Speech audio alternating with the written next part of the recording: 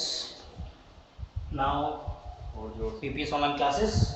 Today we start the for classes 8 geography lesson first, resources. Now as you know that resources means anything that satisfy human needs is called resources. For example, pen, pencil, bed, building, etc. We can say that resources means संसाधन, यानी कि आप कोई भी चीज़ इस्तेमाल कर रहे हैं जिससे आपकी ज़रूरत पूरी हो रही है, जिससे आपको संतुष्टि मिल रही है। जैसे मुझे आपको पढ़ाना है तो मेरे पास चौक है, ये मेरी ज़रूरत है, मेरे पास बोर्ड है, ये मेरी ज़रूरत है, और जिस चीज़ से मैं रिकॉर्ड कर रहा हूँ मोबाइल और उसका स्टैंड, ये मेरी ज़रूरत है ताकि मैं आपको एक एजुकेशन, एक शिक्षा प्रोवाइड कर सकूँ। तो हम इसी को ही कह देते हैं resources. Okay, now types of resources. There are three types of resources: natural resources, human resources, and human resources. Human is also resources. अभी हम देखेंगे, सीखेंगे कैसे human resources है। Now natural resources it includes soil, water, rock. यानी कि ये हमें भगवान ने दिए है, प्रकृति ने दिए है, इसका हमसे उसने कुछ भी बदले में नहीं लिया है। जैसे कि soil, जिससे किसान खेती कर सकता है, वाटर, पानी जो हम यूटिलाइज करते हैं नहाने में, कपड़े धोने में। अगला है रॉक, चट्टान। इन्हीं चट्टानों को हम तोड़ करके पत्थर बनाते हैं, उन पत्थरों से हम घर बनाते हैं, और सॉइल से हम ईंटें बना करके अपना घर बनाते हैं। Now next one is human made resources. Human made resources जिसको मनुष्य ने बनाया है, जैसे ये बोर्ड, जैसे ये चौक, पेन, बिल्डिंग, रोड, बस, जो भी आप चीज़ें देख रहे हो जो मनुष्य ने बनाया है वो आपका ह्यूमन मेड रिसोर्सेज है। अगला आपका आता है ह्यूमन रिसोर्सेज। ह्यूमन रिसोर्स मतलब हम ह्यूमन को इस्तेमाल कर रहे हैं किसी चीज़ को पूरा करने के लिए। जैसे for the purpose of bank, हम पैसा डिपॉजिट करते हैं, हम पैसा निकालते हैं। अगर वहाँ पे कोई मनुष्य हमें मिलता है तो वो बैंकर है, और बैंकर हमें सर्विस दे रहा है पैसे जमा कराने के लिए, निकालने के लिए। अगर वो वहाँ पे नहीं है तो हम वो कैसे काम कर सकते हैं? फिर जैसे टीचर, जैसे मैं आपको पढ़ा रहा हूँ। सुपरवाइज़र, किसी भी फैक्ट्री में, किसी भी बड़ी कंपनी में सुपरवाइज़र हो सकता है जो और दूसरे वर्कर्स को देखता है। नाउ थोड़ा सा आगे बढ़ते हैं। अगला आपका टॉपिक है resources on the basis of the development. यानी अगर हम किसी रिसोर्स का इस्तेमाल कर करके उसको आगे ले जाए, एक न्यू लेवल, एक न्यू स्टेज पे ले जाए, तो वो कहलाता है डेवलपमेंट। उसको दो भागों में बांटते हैं, we can divide it into two parts: actual resources and potential resources. Actual resources मतलब जो हमारे पास में है, जिसका हमें पता है एक्चुअली में क्या है, कितनी क्वांटिटी है। पोटेंशियल रिसोर्सेज जिसका हमारे पास है तो सही, लेकिन पता नहीं कितना है और भविष्य में उसका इस्तेमाल कर सकते हैं। जैसे उसकी डेफिनेशन देखते हैं एक्चुअल रिसोर्सेज की।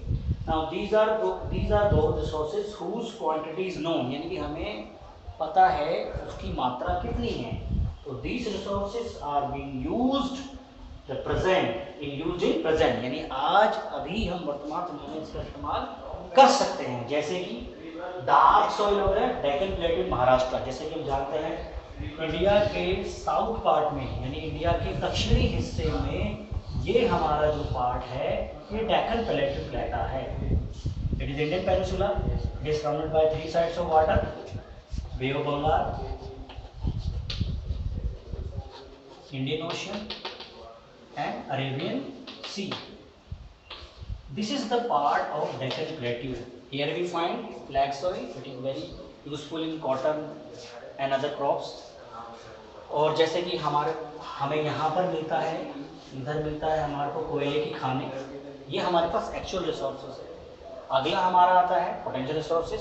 तो these are those whose entire quantity may not be known, यानी हमें पता नहीं है कितनी मात्रा में हमारे पास में ये है। And these are not being used at present, और ना ही हमने इसका इस्तेमाल किया है अभी वर्तमान समय में।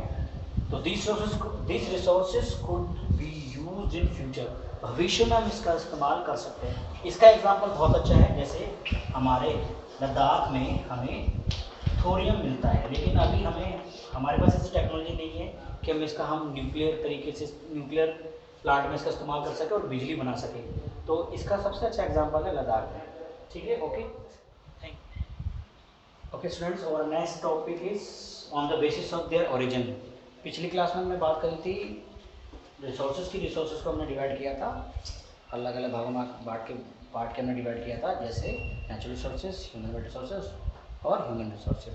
अभी हम आगे बात कर रहे हैं on the basis of their origin.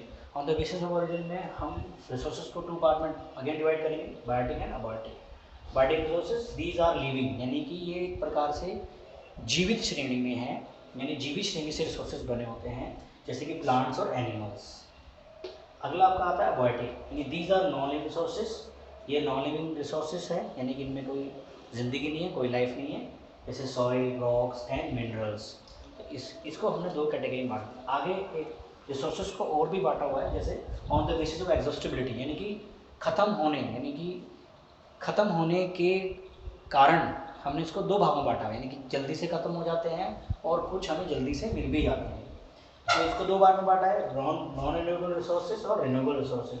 Non renewable resources में आपका कोल, पेट्रोलियम एंड नेचुरल गैस आ जाता है, और रिन्यूएबल रिसोर्सेज में आपका वाटर, सनलाइट आ जाता है। इसकी हम डेफिनेशन की बात करें तो renewable resources these are those which get renewed और रिप्लेनिश्ड क्विकली, यानी कि ये रिसोर्सेज ऐसे रिसोर्सेज है जो जल्दी से हमें मिल जाते हैं, यानी इनका रेट ऑफ फॉर्मेशन फास्ट है, रेट ऑफ फॉर्मेशन स्लो नहीं है, यानी बनने की जो उनकी क्षमता है वो जल्दी से बन जाता है। तो सम ऑफ दीज आर अनलिमिटेड, और ये हमारे पास बहुत ज़्यादा है, ये हमारे पास बहुत ज़्यादा है, जल्दी से ख़त्म नहीं होंगी, and are not affected by human activity, और अगर हम इसका इस्तेमाल भी करते जाएं तो उस पर ज़्यादा असर नहीं होता है, जैसे कि solar energy, wind energy, water tidal energy, water energy, इसका हम इस्तेमाल कर सकते हैं। अगला आपका आता है non renewable resources. Non renewable resources को these are those which have a limited stock, यानी कि हमारे पास ये कम मात्रा में पड़े हुए हैं, यानी लिमिटेड सीमित मात्रा में ही हमारे पास नहीं है। Once the stocks are exhausted, अगर ये एक बार खत्म हो जाएंगे, नीचे अगर जो हमने रिसोर्सेज ले लिए अगर वो खत्म हो जाते हैं, it may take thousands of years to be renewed और रिप्लेनिश्ड, यानी ये हज़ारों सैकड़ों साल लगते हैं इनको बनने में। तो जैसे इसका एग्जांपल है कोल और पेट्रोलियम, यानी कोल अगर हमने एक बार कहीं से निकाल लिया है तो उसकी क्वांटिटी तो कम होती जा रही है, वहाँ से तो कम होता जा रहा है ना, दोबारा से वो वहाँ पर या कहीं और हमें मिलेगा, लेकिन उसमें उसका रेट ऑफ फॉर्मेशन जो है वो स्लो है, यानी इसको सैकड़ों हज़ारों साल लग जाएंगे बनने में। Okay, now come to the our next topic is on the basis of the distribution. It means अगर हमने रिसोर्सेज को डिस्ट्रीब्यूशन के आधार पर कैसे बांटा हुआ है, तो इसमें ubiquitous and localised, ubiquitous resources और localised resources. Ubiquitous resources means these resources are found everywhere in the world, everywhere यानी हर कहीं पर ये मौजूद है, जैसे हवा, जैसे सनलाइट, सूरज की रोशनी, ये सभी जगह पर मौजूद है।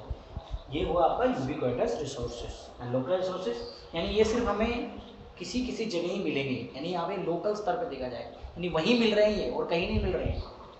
फॉर एग्जाम्पल जैसे कॉपर, आयरन, मिनरल्स, यानी पार्टिकुलर ये किसी जगह पे ही मिलेंगे, सभी जगह पर ये नहीं मिलेंगे।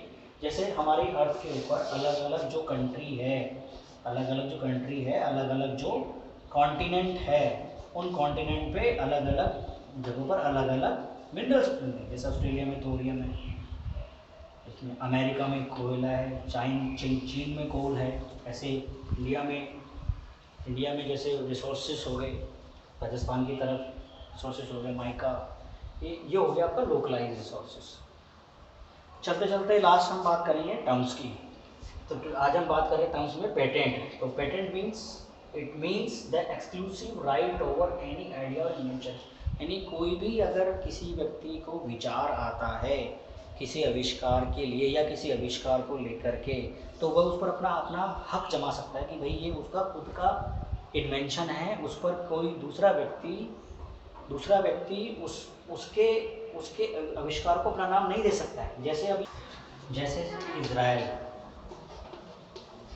अभी इसने एंटीडोट बनाई है इसको कोविड-19 को लेकर के, यानी इसने खुशी वाली खबर दी है कि उन्होंने एंटीडोट बना ली कोविड-19 को लेकर के, ऐसा इजराइल ने वर्ल्ड को कहा है।